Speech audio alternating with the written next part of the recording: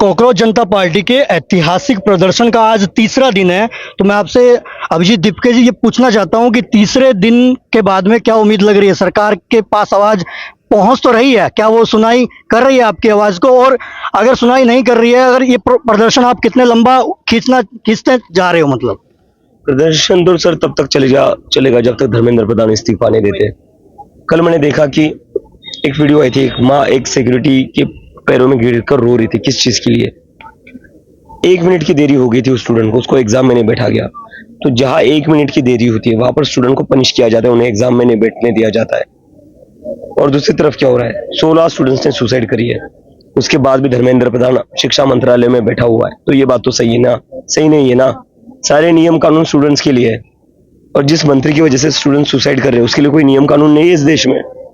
जब से आप एक्टिव हुए हैं तब से धर्मेंद्र प्रधान भी एक्टिव हो गए हैं। आप देख रहे होंगे, मतलब बच्चों से बात कर रहे हैं। कल कोलकाता से किसी बच्ची से बात कर रहे थे कि कोई वो रोड एक्सीडेंट में गिर गई थी, उसके बाद में एनटीए के ऑफिस में जाके वीडियो कैमरा वगैरह लाइव देख रहे हैं। तो आपके एक्टिव होने से कहीं वो एक्टिव हो गए और ये एग्जाम सक्सेसफुल चला गया, तो सरकार एक्टिव होने का नाटक कर रहे हैं। बहुत बढ़िया बात है, बहुत बढ़िया बात है। अब जब स्टूडेंट से बात करना शुरू ही कर दिया है, तो जिन जिन स्टूडेंट्स ने सुसाइड करी उनके परिवारों से भी एक बार बात कर लीजिए,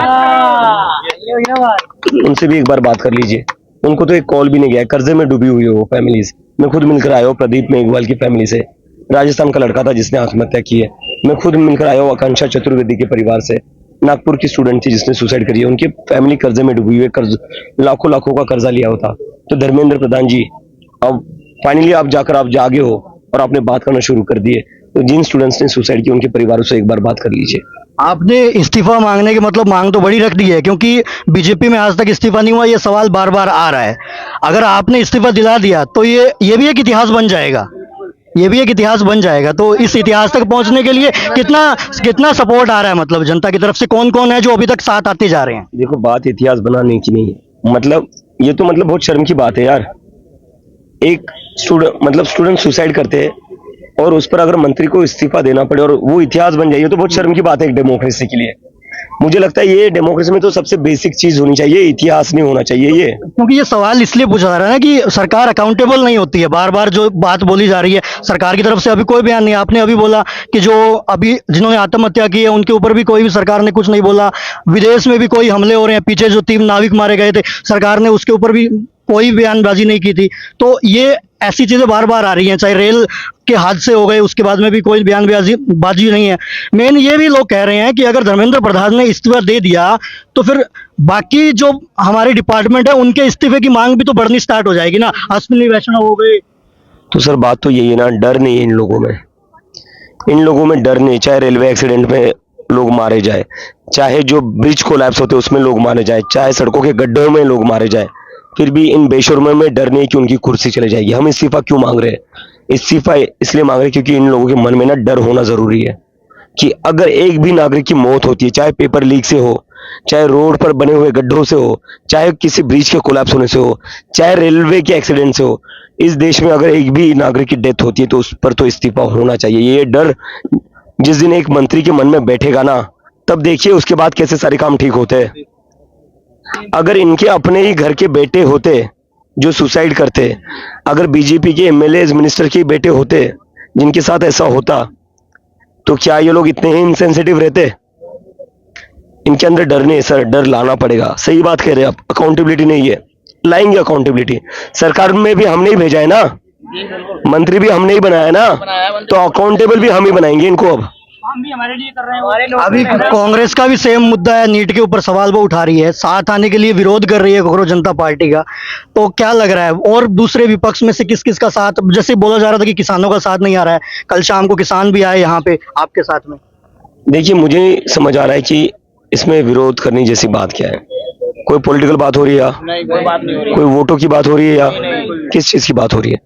बात हो रही है स्टूडेंट्स को जस्टिस दिलाने के लिए, बात हो रही है उन परिवारों की जिनके बच्चों ने आत्महत्या करी है। तो इसमें विरोध करने जैसी क्या चीजें मुझे समझ में नहीं आ रहा है। मेरी रिक्वेस्ट है सभी लोगों से कि वक्त आ चुका है, हम सब अपने पॉलिटिकल डिफरेंसेस साइड को रखें। यहाँ पर बहुत सारे लोग हैं जो कई सारे दूसरी पार्टियों को वोट करते होंगे या सपोर्ट करते होंगे, लेकिन ये सारे लोग सर एक साथ आए हुए हैं ना, किस लिए आए हुए हैं? स्टूडेंट्स को न्याय दिलाने के लिए। तो जब इस देश के युवा, इस देश के बच्चे में इतनी मेच्योरिटी है, तो मैं चाहता हूँ कि जो बड़ी बड़ी पार्टियां है ना, वो भी थोड़ी मेच्योरिटी दिखा दे और पॉलिटिकल डिफरेंसेस के ऊपर उठे और देश के स्टूडेंट्स के साथ खड़े हो। कहीं बड़ी बड़ी पार्टियों को डर ना लग रहा हो कि उनकी कंपटीटर आगे खड़ी हो गई है, अब उनके लिए तो कंपटीटर का ही काम कर रहे हो आप, और आपकी मांग अगर सरकार ने मांग ली तो उनका अस्तित्व भी खतरे में आ जाएगा ना। अरे नहीं नहीं सर, हम कौन होते किसी का अस्तित्व खत्म करने वाले? हम तो कॉकरोच है सर, हम तो डायनासोर के जमाने से चले आ रहे हुए। हम ऐसे ही सड़कों पर दबे कुचली जगहों पर हम चलते रहेंगे। हम किसी का अस्तित्व खत्म करने नहीं आए। देखिए, हम ना यहाँ किसी पार्टी के खिलाफ बोलने आए, ना किसी पार्टी के समर्थन में बोलने के लिए आए। हमारा एक ही मुद्दा है, स्टूडेंट्स को न्याय दे दो और देश में जो सरकार है उसको अकाउंटेबल बना दो। दूसरा हमारा क्या पॉइंट है? यही तो पॉइंट है हमारा।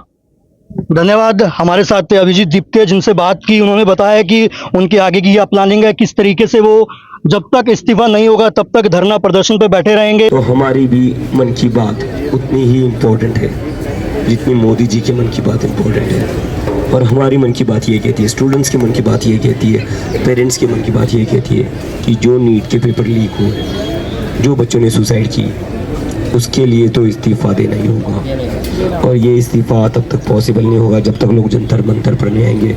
तो मेरी फिर से सभी से अपील है, जितने भी लोग ये वीडियो देख रहे हैं इंस्टाग्राम के थ्रू, मेन स्ट्रीम मीडिया आपको नहीं दिखा रही है हमारे प्रोटेस्ट के बारे में, लेकिन मैं चाहता हूँ आप इंस्टाग्राम खोलिए, अब इंस्टाग्राम पर जंतर मंतर सर्च करिए, आप इंस्टाग्राम पर कॉकरोच जनता पार्टी सर्च करिए, आपको पता चलेगा कितने हज़ारों की तादाद में यहाँ पर लोग जुड़ रहे हैं। तो सभी लोग यहाँ पर धीरे धीरे आना शुरू करिए। देश को आपकी ज़रूरत है। अगर आज आप आपके देश के लिए खड़े नहीं होंगे तो फिर बाद में आपको इस देश में कोई भी चीज़ गलत होती तो उसको कोसने का कोई अधिकार नहीं है। अगर आप खुद चीज़ बदलने के लिए तैयार नहीं हो, अगर आप खुद ज़मीन पर आने के लिए तैयार नहीं हो, तो आपको कोई हक नहीं बनता आप अपने काउच पर बैठकर इस देश को कोसो, इस देश के सिस्टम को कोसो। जब तक हम खुद ज़मीन पर नहीं उतरेंगे, चीज़ें नहीं बदलेंगे, तब तक चीज़ें नहीं बदलेंगी। So I request you all again to please come to Jantar Mantar. We are not going to back off. We are going to sit here until Dharmendra Pradhan resigns. So I request all citizens to please join us at Jantar Mantar, and together we all can change this nation for better. Thank you.